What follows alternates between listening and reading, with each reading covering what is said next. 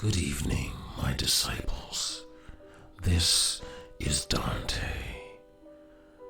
Tonight, I am needed elsewhere, so I will leave you in the capable hands of a fellow lost soul who owes me a debt. Tonight, he will read for you The Death Collector, Part 1, written by Hungry Shoulders 5305. I'll see you in your nightmares. I collect the secrets of the dead. Sorry, I've never been good at starting a conversation. My aunt used to tell me I speak in headlines, or I say the most eye-catching thing first before I explain the rest. I guess I never got any better at it, but I can promise you that it's the truth. You see, when I was younger, I was tasked with the unpleasant responsibility of clearing out my father's apartment after he died. We hadn't been close for a number of reasons I'd rather not get into this early.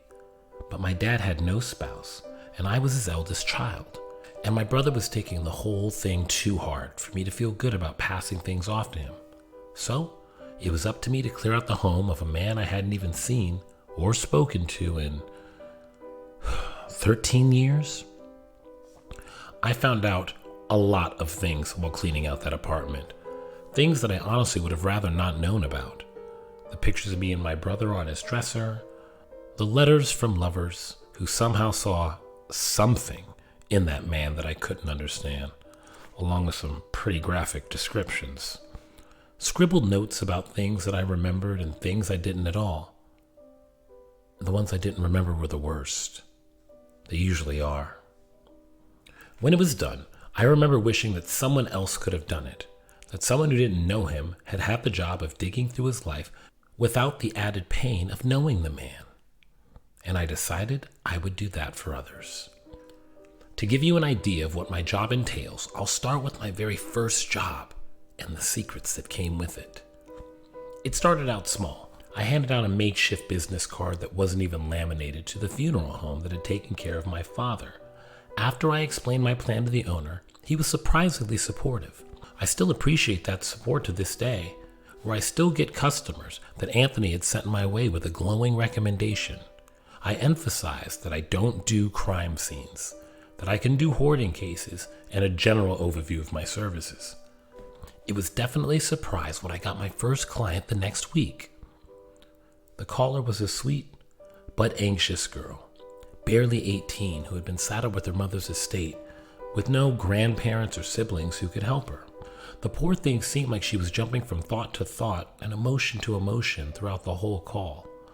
At one moment, she would be crying and sharing her regret that they hadn't been close, and the next, she'd be cursing up a storm over the fact that her mother had one last fuck you by making her daughter take care of all her belongings. I let her go without interrupting, aside for some gentle validation when she seemed to need it. Eventually, she asked me if she could come to my office and fill out a form for the apartment to be cleared out. I hadn't actually thought that far yet. I didn't have an office. I didn't even have any forms. So I made a rough one up in the middle of the night and asked Anthony if I could use one of his conference room, for lack of a better name, to meet her in. Again, he agreed. God, the more I think of those early days, the more I realize I owe him big time for all his help. But that's besides the point. The next day, she met me at the funeral home. After another call about the meeting place, we discussed what she wanted. Here's a rough approximation of what my sleep-deprived brain came up with in the middle of the night. Consent form for services rendered. 1. In terms of furniture, I would like to keep the following furniture, and the rest may be donated or disposed of. 2. In terms of personal belongings, I would like to keep the following items, and the rest may be donated or disposed of. 3. In terms of sentimental belongings, photos, notebooks, letters, etc., I would like to keep the following items, and the rest may be disposed of. If there's any uncertainty about what should be done with blank, I can be reached at blank. I've understood the information provided to me and agreed to the discussed price of blank, based on labor and size of the living space in square feet, and a space for them to sign and print their name. The form was rough to say the least, but it got the job done, and I honestly hadn't had to change it much over the years. I told her the baseline price I was charging per square foot, and then I added the price per hour of labor, and she agreed without a second thought, clearly wanting to be free of the task, and I didn't blame her. Although my first day of the job was light, it was a good tone setter for my work moving forward. Bright and early the next day, I set off for the address I was given with a sense of nervous excitement. This was the first day of a potential career, one that didn't involve retail work 5 days a week. And if it worked out, I was confident I could support myself by doing this instead. I'd done some research on the prices using what similar services I found. And if I did well, then, well, I could have a better life, even if it was dealing with a lot of death. When I pulled up, I wasn't really sure what to think. On first glance, the apartment looked normal, even nice. But the more you looked at it, the more you noticed the odd details. Newspaper over one of the windows, a crack in another, and what looked like scratches around the doorknob. The feeling around it was odd too. I'd come to know that this was just the feeling of going into a house you know has no resident any longer. But at the time, I was just kind of freaked out. Regardless though, I had to go in. I already had my game plan. First, clearing out the trash. Then, small stuff like paperwork. Then, the appliances and such. Then, the furniture. Being prepared like that always calmed my nerves in new situations. And it certainly did that here as I unlocked the door, took a breath, and went in. It was disgusting in there. More flies than I would have imagined, and the smell was... it was horrible. Rotting food, cigarette, cat pee, and... wait, cat pee? I racked my brain for a second about the meeting. I was sure I brought up pets. It's something I usually do for small talk and to make me and the other person more comfortable. She said she didn't have any, and that her own rental agreement didn't allow it, and that I wouldn't need to worry about letting any out when I went to this apartment. Then why was there cat pee? I put on a mask I had in the backpack for the cleaning part of the job to help dull the smell, and started investigating. If there was an animal in the house, it was my first priority. Cans of food in the trash, a single squeaky mouse, an overfull and filthy litter box, and a bathroom mat that seemed to have substituted in the meantime. I started calling and making awkward kissy noises, and after several minutes received the most pitiful meow I'd ever heard coming from the living room. I laid myself as flat as I was willing to be on the filthy carpet to look under the couch, and I met eyes with a thin, scruffy-furred black cat with the widest yellow eyes I'd ever seen. "Hey there, little guy," I cooed, trying to coax him out. The cat hissed and tried to make himself smaller and scoot as far from me as possible. I frowned and pushed myself up to look around the kitchen for any food that wasn't rotten, or ideally that was legitimate cat food, and was fortunate to find a can of wet food that had been knocked over behind a few expired cans of corn. "You hungry?" I asked, trying and failing to find a clean plate, with there being some evidence that these had been what the woman was using for the cat food. At the rustling in the kitchen, the cat had poked his head out ever so slightly from the couch, revealing a small black nose and light whiskers. It made a little chirping noise that at the time I didn't understand, having been raised with dogs all my life. And when I set the can down, he wasted no time running at it and eating so fast that I was worried he'd hurt himself on the can. I might as well left for all the care he had towards me as he devoured his food, and as I watched him, I noticed the poor thing's rib showing. "How long were you here alone?" I asked him, mortified. Even if he could answer, I don't think he would have. He was clearly very busy making up for lost meals. I let him be as I stepped away to call the client. After a few rings, she answered, sounding confused. "Hello?" "Hi, Amy. It's Don. Do you have a sec?" There was some shuffling round as she moved to a different arrow, signaled by a door shutting. Sure. What's wrong? There wasn't anything I wanted aside from valuables or cash." There's a cat in here." Silence for a moment. "What?" A cat. It looks like your mom. She had a cat. Another long moment. Then just bring it to the shelter? I know you can't have one based on our conversation, but maybe a friend or... Just get rid of it. I don't care where it goes. I don't want it, and I don't want to see it. There was something almost desperate in her voice, and it kept me from arguing. The tone told me I probably didn't want to know why she was against this poor animal. I looked at him as I answered gently, "Since you don't care where the cat goes, could I have him?" She seemed taken aback for the briefest of moments before answering quickly, "Yes, if you could, please. I'm sure you'll have a better home than that one." "Well, yeah, I definitely do." Good. Is there anything else?" "No, miss, nothing else." "No, miss, nothing else. I'll let you know if I find any valuables or cash." "Thank you, Don." I hung up and looked at the cat as he scratched at the now empty can, hoping he'd miss something. At least I'd have some company while I finished the first part of the job. And when I went home, I'd see what I signed up for. I still didn't know why I volunteered myself at that moment. Something about that cat. I felt for him. Maybe he saw something in him that called out to me. Or I could just be romanticizing things after the fact. Either way, now that he had some food in him and knew I was the one that gave it to him, he followed me around as I got out the box of garbage bags and a pair of gloves and started piling handful after handful of garbage into bag after bag.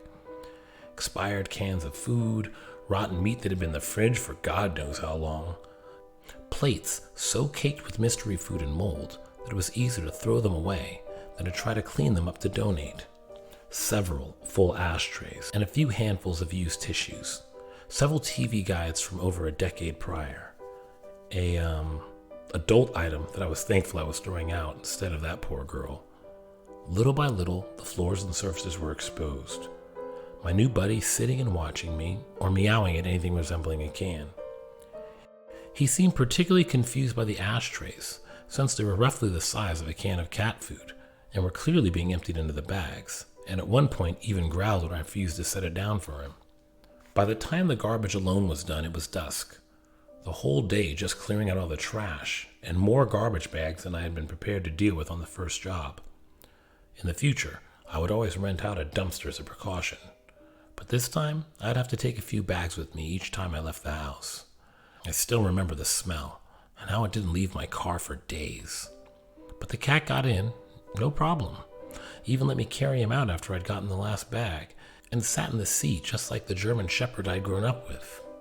I named him Lucky. I went back to the house the next day while Lucky was asleep in what used to be the bed for my aunt's Boston Terrier. I really appreciate how quick she brought it once I said what had happened. My goal that day was simple enough: pack up anything that wasn't an appliance or furniture, and divide the donatable for more trash. I didn't know it then, but this would end up being my favorite part of the job. This is when you start finding the real secrets. At first, things were simple enough. I hadn't thrown in any legible papers in case there was something on them that Amy would need for the real estate side of things, so I started there. Some of it was boring, of course. Half-finished to-do list, numbers for God knows who scribbled on junk mail or old bills, and doodles of varying quality. If I remember right, my favorite thing in those categories was a really abstract-looking drawing of a chicken. But there were a few little gems already peeking through in this pile. On a piece of paper labeled The New World Testament, there was an odd series of symbols or numbers. The symbols varied from what looked like meaningless jumbles of lines to small shapes to vaguely religious ones like a cross with a halo or a star with wings. It clearly had some value since it had been kept safe from the mess left on the kitchen table. But whatever it was, it had been lost on me. The lines of numbers and symbols were in clearly defined paragraph and sequences, and I probably spent way too long trying my hand at code breaking before giving up and moving on.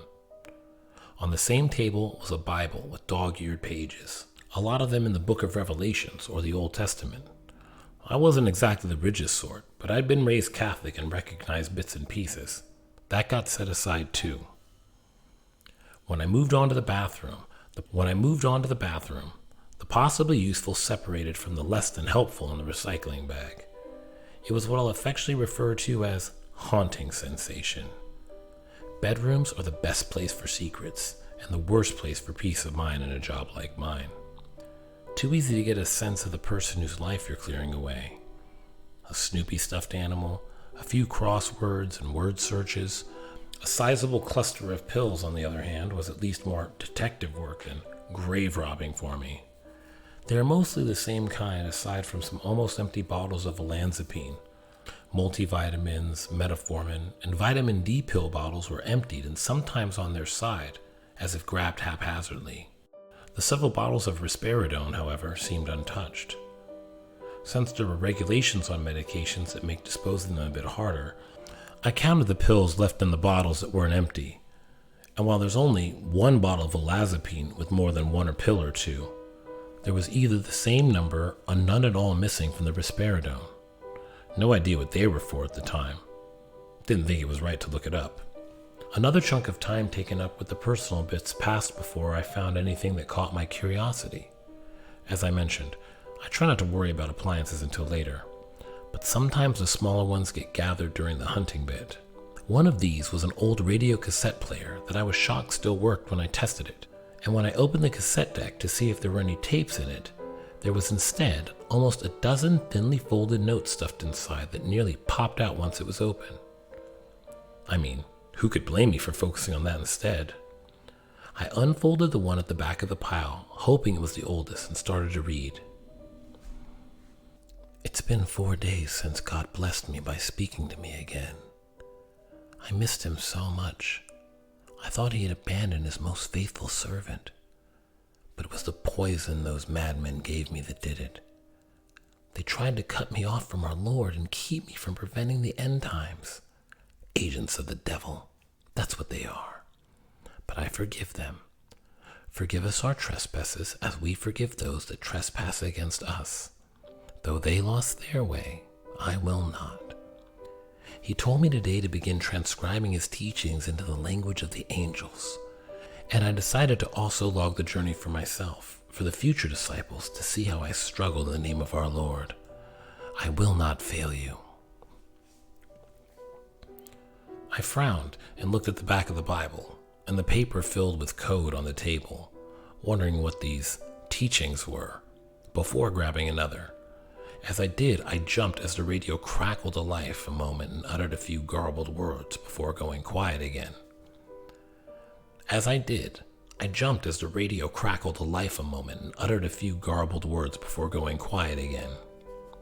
I must have hit the button, was all I could think to say to reassure myself as I continued.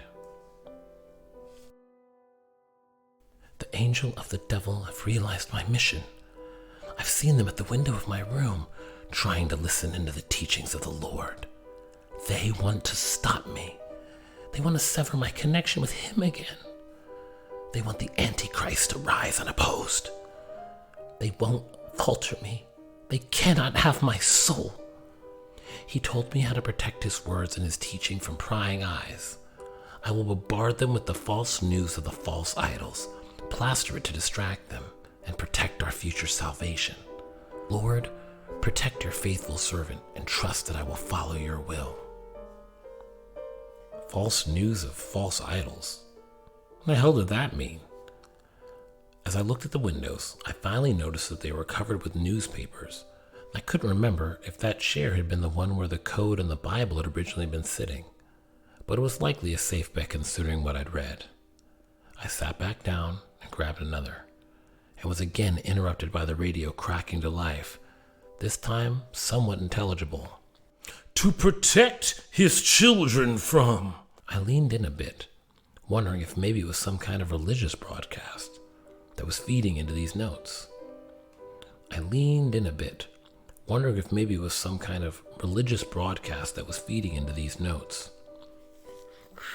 The Lord shields you from the devil's gaze. There was a large smacking noise at one of the windows, and I let out what I'm sure could have been mistaken for a little girl's scream. In the subsequent scramble to my feet, I knocked over the radio and it fell silent. Worried that a bird had hit the window, I put the note that I was still holding in my pocket and headed outside to investigate. No bird, thankfully, but I almost wish there had been. Because on the side of the glass there was a clear smudge of a hand and a slight crack that hadn't been there before. Then again, it's not like there wasn't a broken window on the front side of the house. Maybe a kid had noticed someone was in the house and decided to mess with them. I frowned at the thought. If it was, then they certainly hadn't helped this poor woman's mental health with their bullshit. With one more lap around the house, just in case, I returned to the woman's room to keep reading. I've decided to keep my logs within the vessel of the Lord to further protect them from the prying eyes of the devil's servants. They cannot open the vessel. I have blessed it with the Lord's guidance. As I've listened to his teaching, I was told to begin collecting animals, as the world would be bathed in a cleansing fire, much like the flood of old, and needed to be reborn anew. I've been busy with my work, but the Lord has helped me in this task by sending me one of his children. The creature has no name, as I'm only housing him for the new world, but I care for him as I would my own in the name of his glory. I am your faithful servant, Lord. I follow your word to the letter. So this is why Amy didn't know about the cat. She must have been a stray that was just in the wrong place at the wrong time and ended up entangled in whatever this woman had believed. As for the vessel, I could only assume she meant the radio. After all, that's where the notes had been. As if on cue, the thing crackled to life a third time, scaring me a bit less this time around, and it was even clearer than before. As the time of reckoning approaches, heed the signs of the devil's work. He will try to tempt you as he once tempted Eve and slowly drag you to hell with him and away from the healing light of the Lord. Do not be tempted, my child. Heed the signs and do not walk the path of sin. Do not eat the apple a second time. Something about those words made me feel a bit ill. Those radio pastors sure have a way with their fire and brimstone talk. He had an undeniable charisma that made me feel as if he were speaking to me personally, rather than who knows how many listeners. As it died again, I promised myself I'd change the station if it came back on. I have received another blessing. I no longer need to sleep. And as his son before me, I am no longer tempted by simple food and water. I can focus on my work. The end is near. And I must stop it. I must save my Amy. For some reason, at that moment, all hell broke loose. The radio kicked on at what must have been its max volume with something between a screech and deafening static as the windows shook from the impacts on them from the outside. A few pictures falling off the walls they'd shared. I clamped my hands over my ears, overwhelmed by the noise and my racing heart. God, maybe the woman had been onto something, because it sure as hell felt like the world was ending in that moment. And then it stopped, as suddenly as it started. I removed my hand shakily to check the radio, terrified of the idea of it making that horrible noise again. One of the notes that had still been in the tape deck was somewhat singed, presumably by the electricity that surged through the radio, and another had actually been burnt through where it had made contact with the inner workings, making it impossible to read. When I checked the photos for what fell, 2 of the 5 that were of a young girl I assumed to be Amy. I stopped at that note. That was enough to tell me that these were not something Amy needed to see. Not that the earlier ones had done some convincing already. I carefully folded each note and put it back in the radio before considering the thing. I could just throw it out, of course, along with the now meaningless teachings and the Bible verses that inspired them. But it felt wrong. In her last days, this poor woman was lost in her frantic quest to serve God and save her daughter. And if I threw these things away, then all that pain would be for nothing. At least, that's how I felt about it. God, thinking about my decision after all that makes me sound like I was asking for a poltergeist or a ghost or something. But I kept it. The radio, the notes, the code, the Bible. As I finished the rest of the job and gave Amy the paperwork she hadn't known she needed as a first-timer, I settled these items in my home along with Lucky and out of respect, I made a label for the radio that had the woman's name on it, Teresa. I would keep this habit with future finds, labeling things with the names of the dead who would own them. It's become some kind of ritual to show these people the respect as I hold on to their secrets. It still kicks on every now and again, but it hasn't screeched at me or destroyed any of the notes as far as I can tell since that day. Every time it does, I try to change the channel. The damn thing won't let me. It's usually a few snippets from a radio pastor, but every once in a while, there's a woman with a gentle voice talking about forgiveness and the Lord's kindness. It's only happened 2 or 3 times where it was that voice, but I definitely prefer it. God, that ended up being a lot longer than I thought. But it feels better to talk about these things more than I expected. Friends and family don't exactly want to hear about a job like mine more than the bare minimum. Maybe tonight I'll keep the museum locked again, just in case. Hello, this is Jay Taylor from Dante's Disciple, and that was The Death Collector Part 1, written by Hungry Shoulder 5305. I like these kind of stories because there's a little bit more humor to them and a little more playful, and it kind of gives me the chance to relax a little bit. I really enjoy reading stories in general. I'm going to take this time to ask everyone out there, if you're enjoying this channel at all, hit that subscribe button. You guys know how the algorithm works, and with so many channels coming out that have AI written stories and AI narrations, if you appreciate having a new guy on the block with a human voice reading, hit that subscribe, hit that like button so that I can stay motivated to keep working. Again, this is Jay Taylor subbing in for Dante, and for all you disciples out there, I'm sure he'll be back soon with another terrible tale. Until then, take care of yourself. Cheers.